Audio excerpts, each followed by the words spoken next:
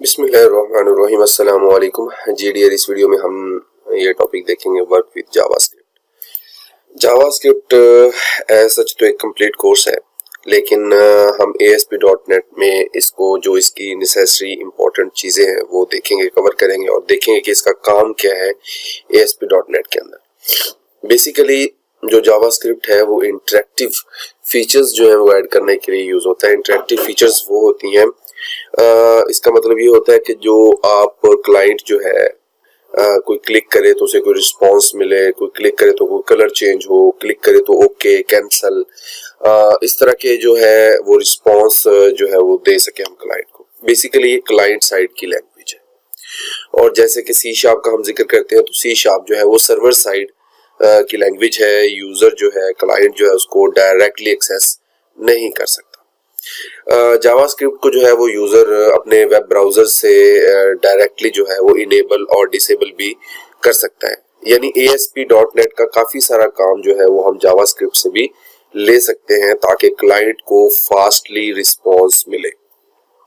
तो आइए देखते हैं कि जावास्क्रिप्ट का सिंटैक्स कैसा है और उसमें कैसे वो इंटरेक्ट करती है। तो उसके लिए सबसे पहले आप HTML टेस्ट को ओपन करें, जो कि लास्ट टाइम हम परफॉर्म कर रहे थे, div और span tags। तो इसमें देखें, इस फाइल को क्लोज करें और सॉल्यूशन एक्सप्लोरर ओपन करें। सॉल्यूशन एक्सप्लोरर हमारे पास अपीयर नहीं हो रहा। व्यू सॉल्यूशन एक्सप्लोरर, और इसके अंदर जो है वो हम ओपन करेंगे स्क्रिप्ट test.aspx। इसमें फाइल्स आपके लिए बना के इसलिए रखी जाती हैं ताकि आप इनकी प्रैक्टिस कर सकें और मजीद इन कॉन्सेप्ट्स को ग्रैब कर सकें। तो इस पर डबल क्लिक करें। ये देखेंगे यहाँ पे हमारे पास जो है वो एक हमने स्क्रिप्ट का टैग ऐड किया हुआ है और उसमें जावास्क्रिप्ट की फाइल डायरेक्टली अटैच की हुई है। तो इसमें भी वही दो सेम मेथड्स हैं कि जावास्क्रिप्ट के टैग जो है या तो आप ड्रैग ड्रॉप करके या आप इंटरनल जावास्क्रिप्ट के टैग भी इसमें ऐड कर सकते हैं। इसको इंटरनली जो है वो ऐड करके देखते हैं। स्क्रिप्ट टैग ऐड करें, script type equal to text JavaScript, और इसके अंदर जो है वो आप ऐड करें alert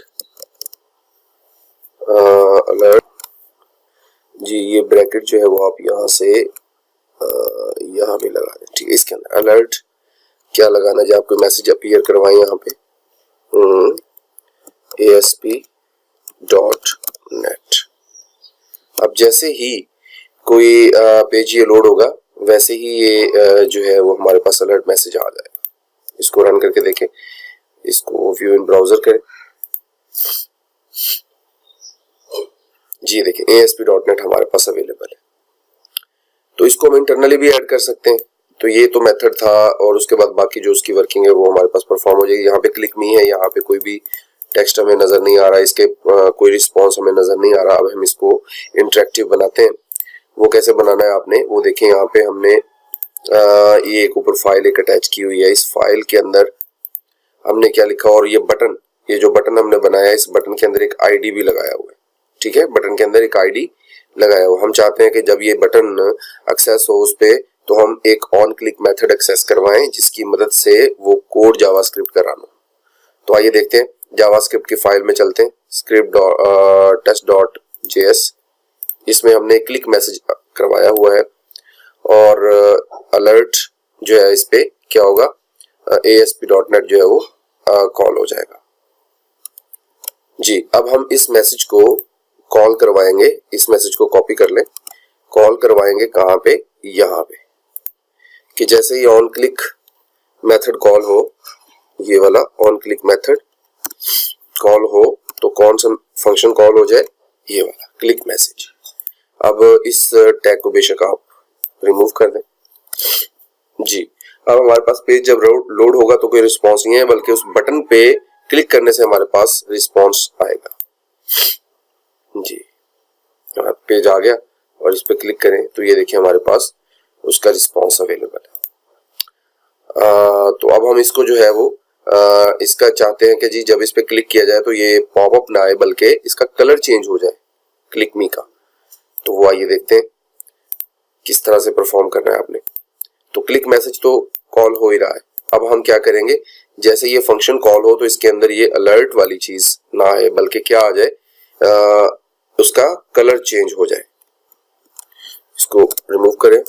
document dot get element by ID.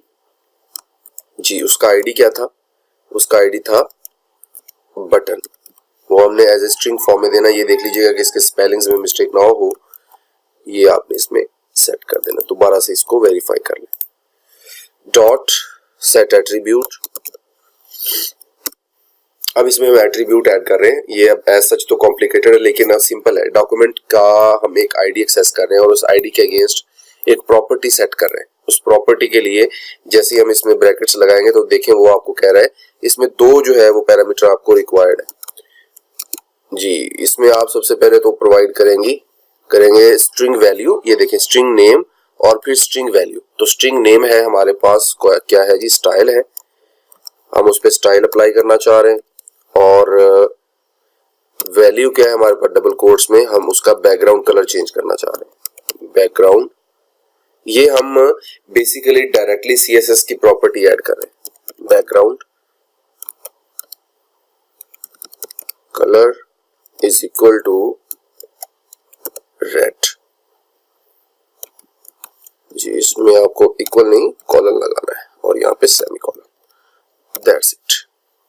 ठीक है जी। अब इसको रन करके देखिए जी। इसको क्लिक कीजिए